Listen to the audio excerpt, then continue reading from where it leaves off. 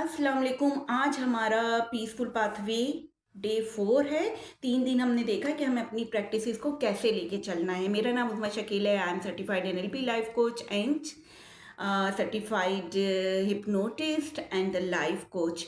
आज मैं आपको कोई नई प्रैक्टिस नहीं बताऊंगी, लेकिन मैं अपनी स्टोरी ही ज़रूर बताऊंगी कि मैं क्यों कहती हूँ कि start doing meditation. Meditation start करो, अपने अंदर के शोर को जो है वो ज़रा काम डाउन कर लो, फिर देखो तुम्हारे साथ जो है वो कितनी मज़े मज़े की चीज़ें होंगी। कि तो वो जो मैं कहती हूँ ना कि 5 मिनट से तो स्टार्ट करो।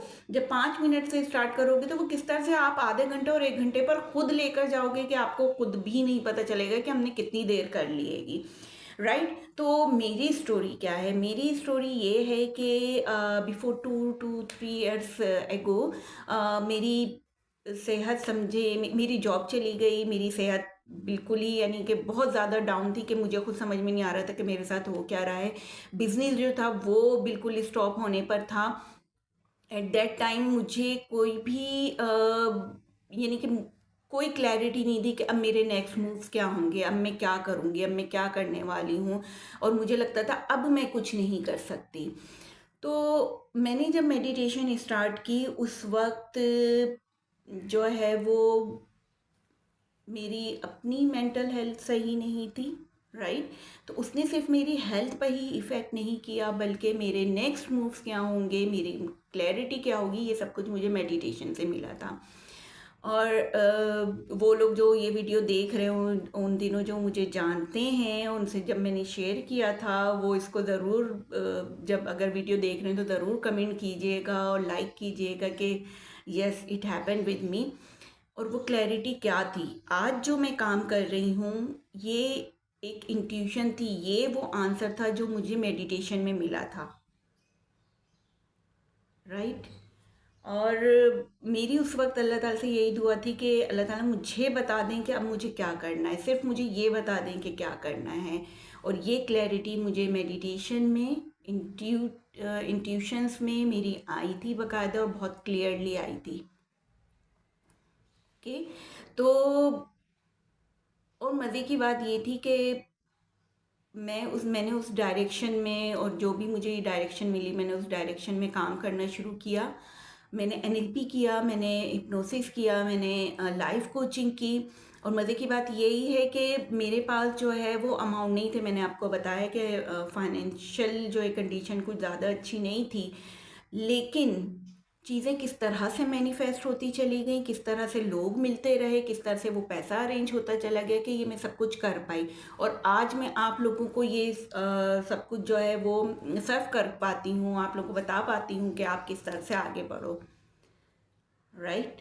तो मेडिटेशन को सिर्फ इतना मत समझें कि ये सिर्फ आपकी मेंटल हेल्थ के लिए काम कर रहा है, ये आपकी इंट्यूशन पर भी काम कर रहा है। और ये वो इंट्यूशन होती है अब कि आप बाहर से आपको कोई भी मशवरा दे रहा हो, जब तक आप अपने साथ नहीं बैठते हैं, आपके अंदर से जो जवाब आता है और उस पर आप अमल करते हैं, उसकी बात ही कुछ और होती है। और वो मज़ा मैंने लिया हुआ है। दैट्स वाई जब भी मैं कोई भी डिसीजन में मुझे लेना होता है तो मैं आई डू मैं बिल्कुल इसी तरीके से करती हूँ कि मुख्तलिफ़ तरीके आगे मैं ज़रूर वीडियोस में बताऊंगी कि बाज़ दफ़ा मैं नमाज के बाद बैठ जाती हूँ, सिर्फ खामोशी से बैठ जाती हूँ 5 to 10 मिनट्स। मेरा माइंड इतना प्रैक्टिस हो चुकी है उसको कि वो जल्दी, जो मैंने कहा था कि फ्रिक्वेंसी होती है हमारी माइंड की अल्फ़ा लेवल की, उसमें जो है वो मेरा जाना इजी हो जाता है क्योंकि मैंने इसकी प्रैक्टिस की है बार बार।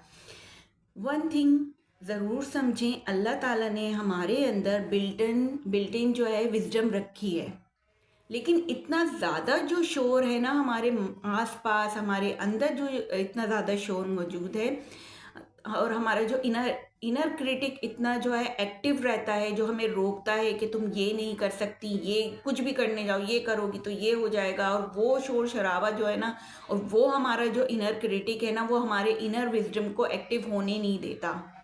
हमने इतना अपने आप को इनर क्रिटिक किया हुआ, इतना इनर क्रिटिक किया हुआ है कि इनर विजडम हमारा हमें कुछ बताना भी चाहता है, हमारी इंट्यूशन हमें कुछ बताना भी चाहती है, वो एक्टिव नहीं होती है। और अगर वो हो भी जाती है उसमें भी हम डाउट में चले जाते हैं। तो इन चीज़ों को आप करोगे कैसे? आप अपने इनर विजडम को एक्टिव करोगे कैसे? तो this is the way I am telling you कि स्टार्ट डूइंग द मेडिटेशन। और इसमें जैसे मेरा एक कोर्स है मेडिटेशन का जिसमें हम करवाते हैं। आप अपने अंदर वो अल्फा लेवल कैसे हासिल करोगे, स्टिलनेस पे किस तरह से आओगे।